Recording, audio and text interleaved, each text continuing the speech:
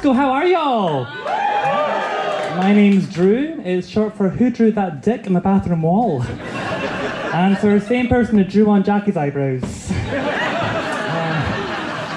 No, it's been a pleasure being part of this group of people living out their dream of becoming stand-up comics.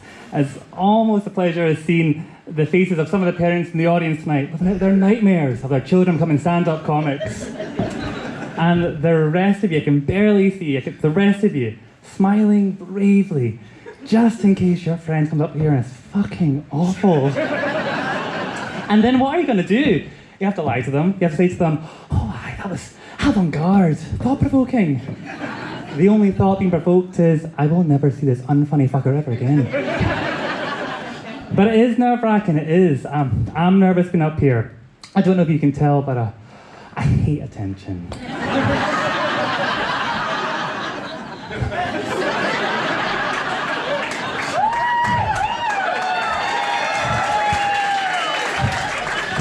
Red is famously the colour of please, danger, too much tension. No, but I am nervous. I've invited everybody I know to this event tonight. My friends, my family, my fiancé, my co-workers, that man I'm catfishing online apparently. Which also includes my fiancé, sometimes my dad. And it's strange though, it's strange because they've all turned up, which is lovely, and I think they think they've been supportive. But each of my punchlines is about one of those fuckers. And I can't tell jokes about them while they're here. I wait until in a different room I tell a joke behind their back, because I'm a good person. So I had to do a whole new set of jokes, a whole new set of punchlines. And who's the real victim here? Still Jackie's eyebrows. Like Jackie's eyebrows, I'm also in therapy. And it's going great, it's going wonderful. I like talking about it, it's good to be healthy, I'm trying to be healthy. I told my parents, my brothers about it, and they all came up to me and said, so what do you talk about me? It's good to know the narcissistic apple doesn't fall too far from that tree. And it's difficult to answer, because if you say no, they feel like they're not important enough. But if you say yes, it implies that you're blaming them for any fuck-up that's happened in your life, even though you're not, because they're not important enough. So I lied, like a good person. I said, I told my therapist he died in a mysterious fire when I was 5. They haven't asked me about therapy since, and neither did they invite me over for bonfire night.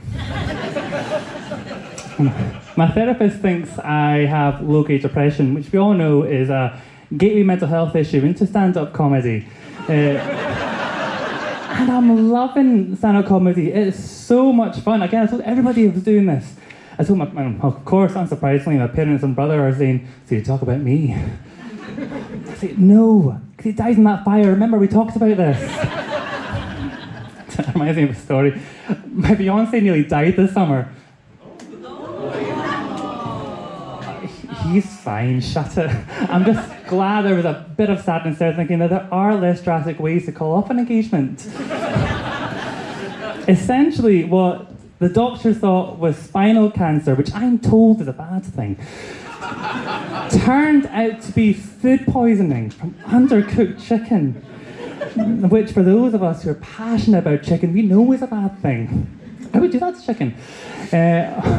But sadly, for my comedy career, he lived. For now.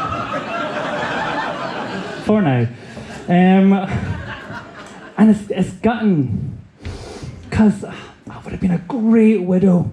The Anna Nicole Smith of Shawlands. Would have been great.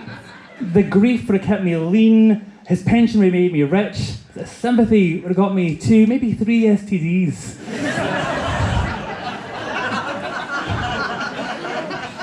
At least 2 more than I currently have. They say that comedy is a man in trouble, and who doesn't want to laugh at a widow recovering from grief and sympathy-induced syphilis? Sadly, I'm still getting married to him next year. Oh, my first wedding. Oh. Happily, I still have syphilis. So, a lot more jokes are to come. Thank you so much, everybody. You've been a wonderful audience. Andrew Roberts. Cheers.